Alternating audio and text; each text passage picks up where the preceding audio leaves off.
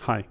The thing I love the most about Eurorack is that it's like Lego. If there's something missing in a synth or you want things done differently, then because all the pieces just connect, like Lego, you can bring in new pieces or move things around in order to get what you want. Now, if you saw my review of Moog's Drummer from Another Mother, or DFAM, you know it's a great sounding rhythmic machine, but as I mentioned in the video, there are a few things that the Mother 32 has that it doesn't and that I wish it did. Namely, it would be nice if it could sequence less or more steps. It would also be great if it could play notes that are pitched chromatically and not just with a continuous knob. It would be nice if it had another LFO or two, and it doesn't have glide, which is also something nice in the Mother 32.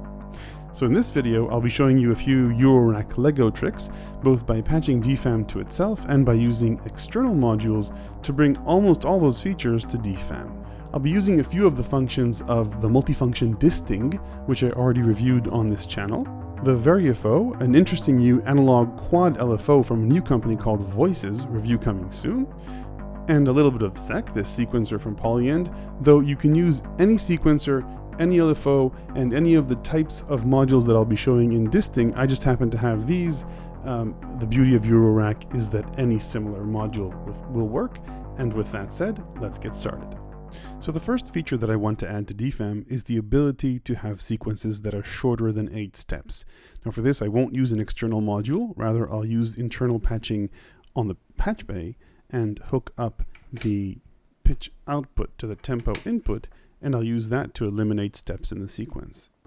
So here we've got 8 steps. I'm going to lower the volume of the last 5, but also increase the pitch, which will really increase the tempo of those 5 steps and effectively make them go away. And now I've got a 3/4 or 3/8 pattern. I'll add some decay so that you can hear it better.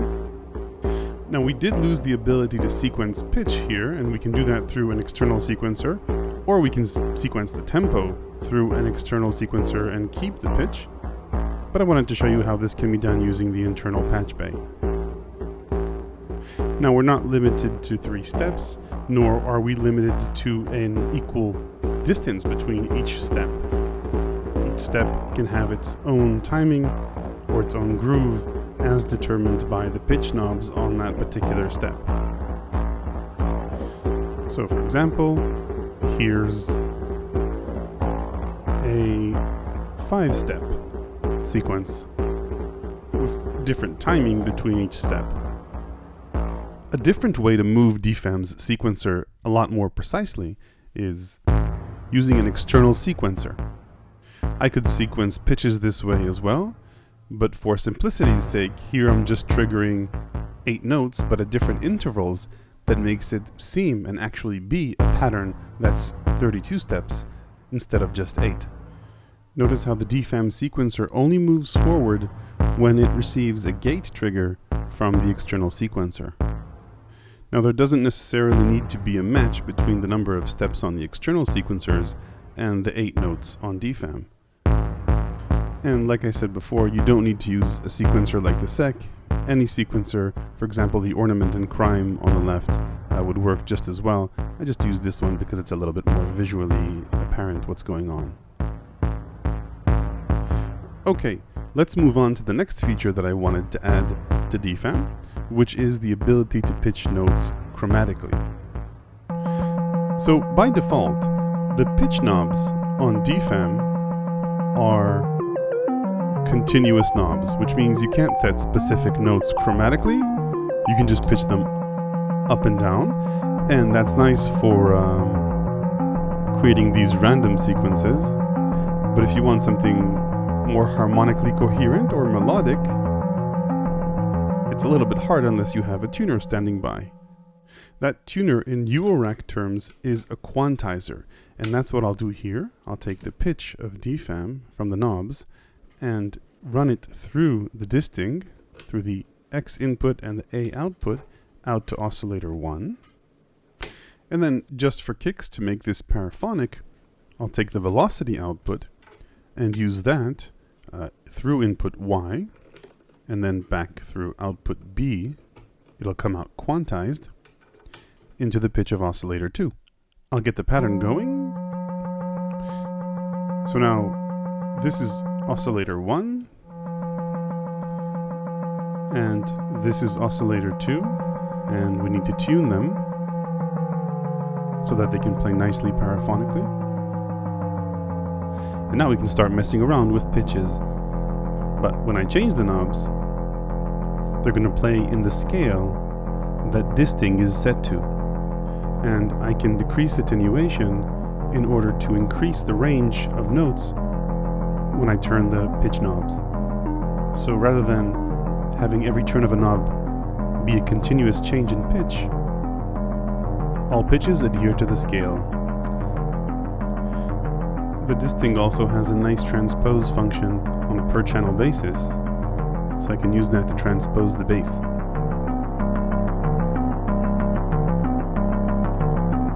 Did I mention we're playing paraphonically now?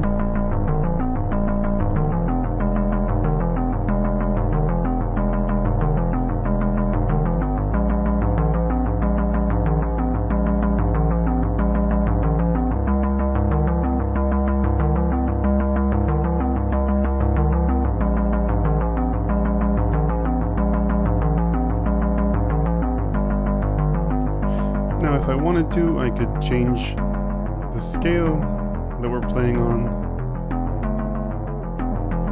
I kind of got used to this one. Okay, let's move on. So part of the fun of playing synths is turning knobs. Let's say, for example, let's go for the hard sync between oscillator 1 and oscillator 2. So I could turn this knob all day, but I could get tired of that. What if I wanted an LFO to do it for me? Which brings us to the next feature on my wish list, stuff I wish DFAM had, and that's easy to add using an external LFO to turn this knob.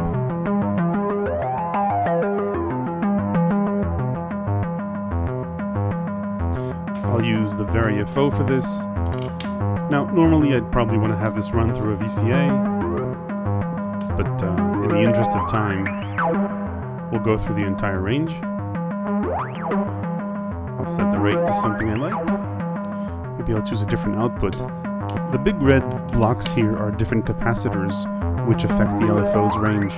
This one is a particularly slow one. And now we can have the LFO turn the knob for us. The character of this particular LFO is that it ramps up slowly and then falls relatively quickly. That's how you get that unique quick backpedaling on the hard sync. Now I gave up oscillator 2 to get the hard sync effect, but I could still change scales.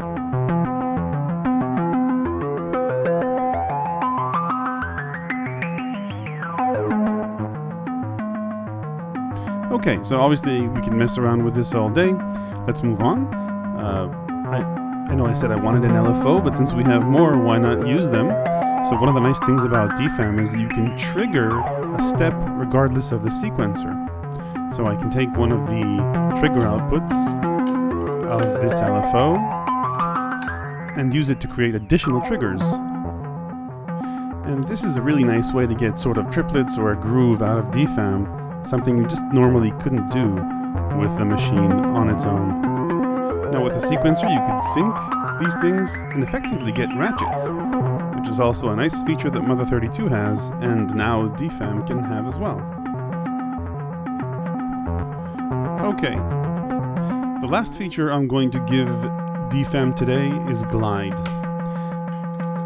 I'll just create a few random pitches. Notice how the steps just jump from one to the other. Glide is a smooth transition from note to note, and I can do that by hooking up the pitch changes to distinct in slew limiter mode, which will introduce glide. Right now it's set to 0, but I can increase the slew and get glide. And here too, if I wanted to sequence this, I could do it using an external sequencer and increase the slew only for particular notes.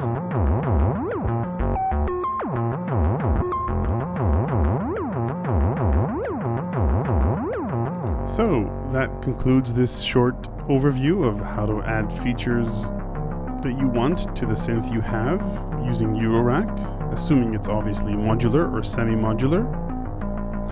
Ask me anything in the comment section below, hit like if you learned something, subscribe and ring the YouTube bell if you want to see more. Thanks very much for watching.